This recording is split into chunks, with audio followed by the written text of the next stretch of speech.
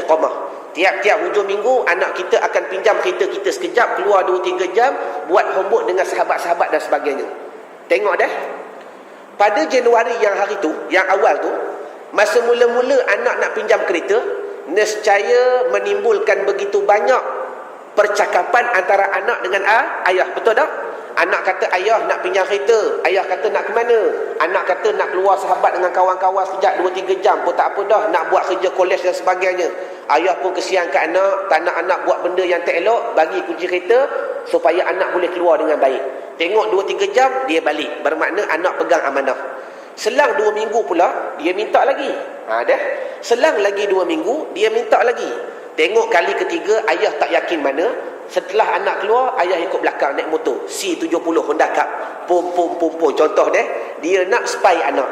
Tengok-tengok betul anak dia keluar dengan kawan-kawan dia, buat kerja sekolah dan sebagainya, buat kerja kolej. Apa yang berlaku tuan-tuan? Perkara ni telah berlaku setahun lamanya.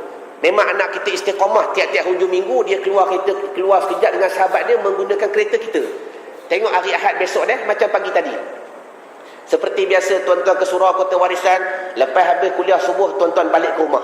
Sampai saja ke rumah, tengok anak siap pakai baju dah, pakai sarung handbag dan sebagainya. Hamba nak tanya tuan-tuan, entah akan tanya lagi tak, Angah nak keluar ke hari ni? Nak tanya lagi tak? Tak tanya dah. Dan anak akan tanya lagi ke, ayah boleh saya pinjam kereta nak keluar hari ni? Jawab, tak tanya dah. Anak tunjuk muka, pak bagi tahu lah. Kunci dekat dalam seluar ayah, dalam bilik pergi ambil. Allahu Akbar. Persoalannya, kenapa tak timbul permintaan dan kehendak?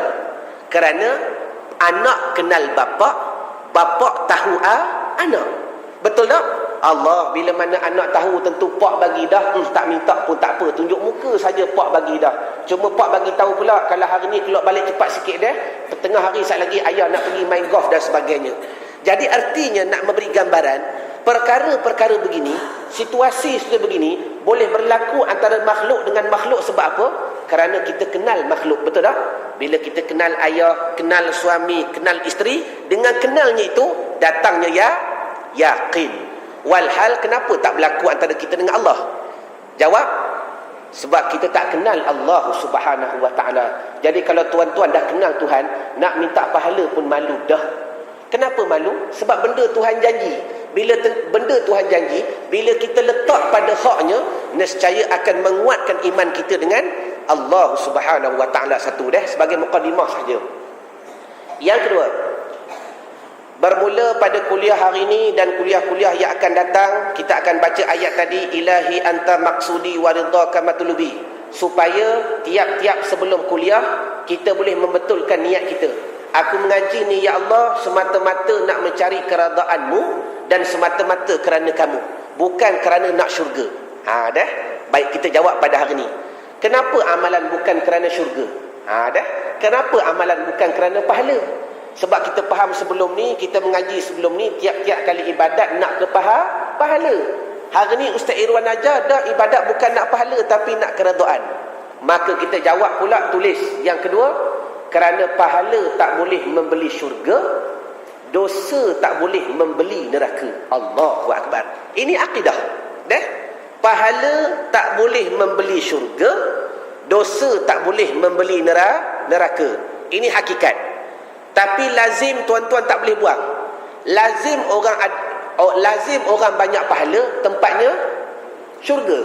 Lazim orang banyak dosa, tempatnya neraka. Tak serupa Yang tadi akidah, duduk dalam hati keyakinan.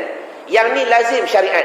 Bermakna tak dapat tidak, pahala kena yakin ada, syurga kena cari. Tapi hakikat pada hati tidak. Kita yakin pahala tak boleh membeli syurga, dosa tak boleh membeli neraka. Misal yang paling mudah. Takdir kata bermula daripada akhir balik sampai tuan-tuan mati, takdir kata tuan-tuan melakukan ibadat dengan sempurna. Semayang, haji, puasa, semua kita lakukan dengan sempurna dan tak melakukan perkara-perkara dosa besar kepada Allah Ta'ala. Tapi kita buat dosa juga sebab kita bukan Nabi. Maka takdir kata di hadapan Allah Ta'ala besok, agak-agak boleh tak tuan-tuan tadah Tuhan? Ya Allah, ya Tuhanku, inilah pahala yang aku kumpulkan selama 60 tahun. Boleh tak aku beli syurga, ya Allah, nisbah sehari? Bukan nak beli banyak, nak beli syurga nisbah sehari saja. Agak-agak mampu tak dengan 60 tahun pahala yang tuan-tuan himpunkan? Haji jawab. Boleh tak? Tak boleh. 60 tahun himpun pahala walaupun penuh kebaikan dengan kebajikan, nak beli sehari tuan-tuan tak mampu nak beli syurga Allah. Sebab tu datang hadis Nabi SAW, masuk syurga ni semata-mata kerana rahmat. Masuk neraka ni semata-mata siapa boleh jawab? Ya? Masuk neraka semata-mata kerana apa? Ya? Tak dengar?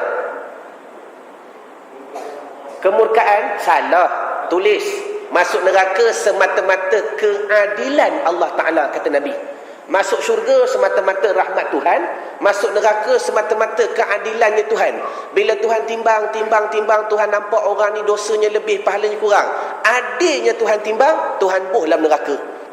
Tetapi walaupun orang tu kebajikannya 1, dosanya 1000, tapi kalau Tuhan nak bagi rahmat, nak ambil dia masuk dalam syurga juga, boleh ke tidak? Boleh. Jadi ingat, masuk seorang dalam syurga semata-mata rahmat Allah, masuk seorang dalam neraka semata-mata keadilan Allah Ta'ala. Jadi bila mana kita memahami kedua-dua perkara ini, yang pertama, pahala itu merupakan benda pasti, simpan dalam putus. Yang kedua, pahala tak boleh membeli syurga.